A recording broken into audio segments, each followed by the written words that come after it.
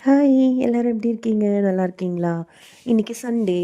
மனசு கொஞ்சம் கஷ்டமா இருந்துச்சு. நான் தான் சொல்லியிருக்கேன் இல்லையா? மனசு கஷ்டமா இருந்துச்சுன்னா, எனக்கு பிடிச்ச விஷயங்கள, இல்ல பழைய விஷயங்கள ரீக்ரியேட் பண்ணி பார்ப்பேன்னு. அதனால தான் இன்னைக்கு அடுப்புல சமைச்சேன். நம்ம கூட 2, 3 வருஷமா நல்லா பழகிட்டு, எல்லா விஷயங்களும் ஷேர் பண்ணிட்டு, திடீர்னு நம்மகிட்டேருந்து ஒரு டிஸ்டன்ஸ் மெயின்டெயின் பண்ணுவாங்க இல்லையா? நம்மள பார்த்தாலே முகத்த திருப்பிக்கிட்டு போகிறது, அது எவ்வளோ பெரிய கஷ்டம் தெரியுமா? அத நான் டெய்லி அனுபவிச்சுட்ருக்கேன். அத இக்னோர் பண்ணணும்னு நெனச்சாலும் இக்னோர் பண்ண முடியல. ஏன்னா, அவங்கள அடிக்கடி நான் பார்க்குறேன் ஒரே இடத்துல இருக்கிறதுனால. அவங்க முகத்த திருப்பிக்கிட்டு போறாங்க. ஆனா, ஒரு கொத்து மட்டும் இன்னொருத்தவங்க கூட போதும். ரொம்ப க்ளோஸா என்ன இணைஞ்சு இருக்காங்க. பொறுத்துக்கலாம் 2, 3 அப்ப இலைய தான் பொறுத்து. புரிஞ்சுக்கிட்டேன்.